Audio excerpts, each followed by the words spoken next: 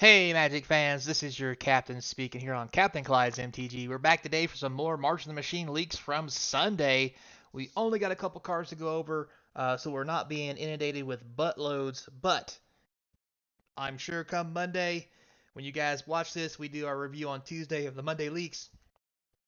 There's probably going to be a lot that come out because we've only got a couple days left. We still got a little over 60 cards to get shown. Um, so yeah, it's going to definitely be a thing. So don't forget to subscribe. Try and get to 1,000 peeps. I appreciate the support. So let's run it. First off, we're going to start with the Phyrexian Censor. So this is a 1 white, 2 colorless creature. That's a Phyrexian Wizard. That's a 3/3. Already on a great rate. And this is the card we've seen in our leaks and our spoilers that each player can't cast more than one non-Phyrexian spell each turn. And non-Phyrexian creatures enter the battlefield tapped. So, this is another good card that kind of goes in hate bear decks. I know hate bears and Maverick hasn't really been around in external formats for a while, and 3 mana is a bit much. But this could probably make a pretty decent hate bears deck in standard, depending on how Phyrexian based the decks get. And the reason I say that is, I mean, the ability to just play your cards at a whim and your opponent not be able to is really a big deal. And this could be really good against counterspell decks. I mean, if you play this, counterspells aren't Phyrexian spells, so you can only get to counter one spell every turn. So if you can play 2 spells a turn, you play one. If they choose not to counter it, then you just don't play the second one. And if you play one, they choose to counter it, then the second one is the one you want anyway, so you just play it, or you're just guaranteed to get the second one. So there's lots of play for this. This may be a sideboard card in several decks, especially like I mentioned, some white hate bears or Maverick decks. Um, and it could really be a thing. I'm surprised it's uncommon. It's gonna be okay in limited only because limited is gonna have lots of Phyrexians. Plus a 3 mana 3/3 is starting to be a little underpowered at this point. I never thought I would say that, but there you go. So still a good card. I like it a lot. It's going to be interesting to see how it, let's say, affects the environment. And to mention, is the flavor text here.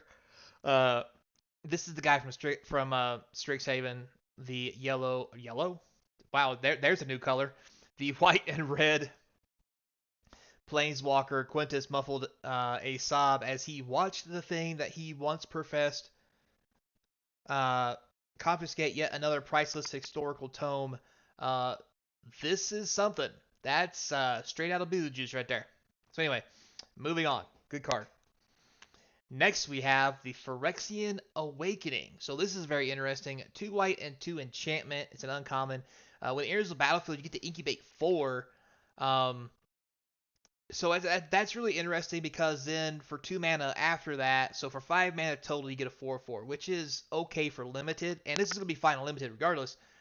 Um, but if in limited, if you're playing a lot of Phyrexians, or if you manage to have a Phyrexian deck in standard, which this might actually see some play, the ability to give them all vigilance with this is pretty cool, and it's an enchantment. But um, without it doing anything else other than vigilance, I don't think it's going to see a lot of play. It might be a one of in a lot of decks just because it does give vigilance.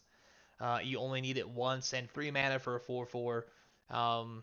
Maybe filler space, but you know you'll have that. It's perfectly fine for limited because 5 mana for a 4/4 is just fine. And the added effect of vigilance on all the rest of your Phyrexians is probably going to be pretty sweet as well. And next we have the bloated processor. That's what my wife calls me after Taco Bell. Anyway, 1 black and 2 for a 3/2 is pretty good rate. Sacrifice another Phyrexian, you put a +1/+1 counter on the processor. Now it's weird that it says Phyrexian, so that's going to be very limiting. When bloated processor dies, incubate X, where X is its power. So this is really cool. Because even if you don't sacrifice another Phyrexian to it, uh, it's a 3 mana 3/2 that can come back as a 3/3 for 2 more mana. So for 5 mana, basically at 2 different times, you can literally get 6 power and 5 toughness. That's really good.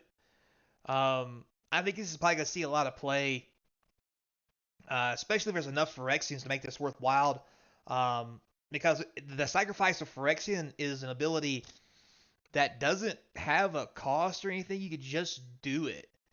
Um, and that means that this thing's going to have to die before other Phyrexians do. Otherwise, your removal spells are going to be useless. And then killing this just means they're going to get a 3/3 Phyrexian anyway. And it does play along very well with the incubation cards because those incubated cards, when they flip over, are Phyrexian artifact creatures. So when you sacrifice a Phyrexian, it gets a +1/+1 counter. So I think this is pretty good. It's going to be great in limited. It's probably going to see standard play. The Eternal formats, maybe not so much. 3 mana for 3/2 is not all that great. It's going to depend how the other cards and are there enough Phyrexian in those formats. I think it's going to be a great commander card. I don't see anything wrong with it being played in commander. Seems like it's got a little action there. All right, so next moving on, we have Zephyr Singer. So 2 blue and 2 for a 3/4 with Convoke. Very interesting. It's a flying and vigilance. That's so 4 mana, 3/4 flying Vigi is already good. When it enters the battlefield, put a flying counter on each creature that convoked it. This is probably not going to be the best thing in the world in any format. Maybe Commander, um, because at best you get 4 creatures flying. But in limited, when you're playing a lot of blue creatures, being able to give them all flying by casting it with Convoke and not actually spending mana on it means giving 4 creatures flying is going to be really good. So this is going to be a limited all-star at least. But probably will definitely be a card that's going to be a one of in Commander. Not to mention, it's also a pirate. There's a lot of pirate synergies in blue that people might want to put this in. Um, yeah, I think this is a solid card. Not overpowered, not underpowered. It does do a lot of stuff. It does its own thing. There's a reason for it. I think it's pretty cool. It having Convoke is on this card a good thing because of what it does when you do Convoke. So yeah, good design. Next we have Glistening Dawn. So 2 green and 2 sorcery. Incubate X twice, where X is the number of lands you control. So how this is going to be a really good card. And here's why.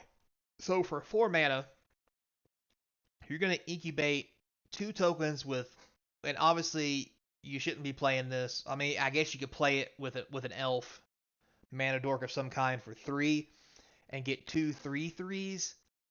But then what that means is if you split the mana up, it'd be 2 mana per creature, and then 2 to activate 4. So 4 mana, you get 2 3/3s. You get 4 mana for a 3/3 each. If you wait to turn 4, it's 4 mana for 4/4s. If you wait to turn 5 or 6, now we're getting out of hand because now you're making 5/5s and 6/6s for like 2 or 3 mana across 2 different turns. It's really weird. It's kind of like a fixed scape shift, kind of, sort of. It's kind of what it reminds me of. I mean, it doesn't do any weird combo stuff, but it can. Because think about it, if you cast this on turn, let's say 6, let's say turn 6, you get 2 incubation tokens. You get to incubate twice for 6. You'll have 2 mana left over. You literally could transform one right then and make a 6/6 for 6 mana, and then later for 2 more mana make another 6/6. And the more land you lay, the better this gets. This is going to be, I think, a pretty sweet card inside any kind of deck that has ramp. Ta-da, it's in green. So there you go. Any deck with a ramp, basically. So I like the card. I think it's pretty great. It's going to be an all-star in limited just because of what it does. It's going to be a late-game finisher by lots of different ways. The fact that the tokens you transform are artifacts limits the removal because things like some of the black removal doesn't target artifacts, so there's that. But it does make it susceptible to other things because of the artifacts, so it kind of balances out. But still, I think this is a great card, and I think it's going to see a lot of play in Commander Limited, and there may be room for this in Standard, depending on how the format shapes.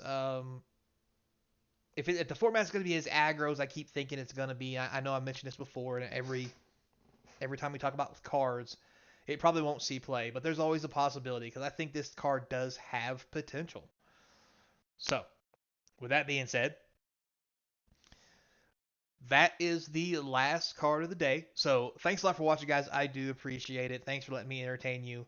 Remember, we're sponsor free, so those subscriptions really do help keep the channel going. And if you want to do a little something extra to, help keep the channel funded, down links in the description. With that said, till next time, be kind. And as always, I hope to see you across from the game table.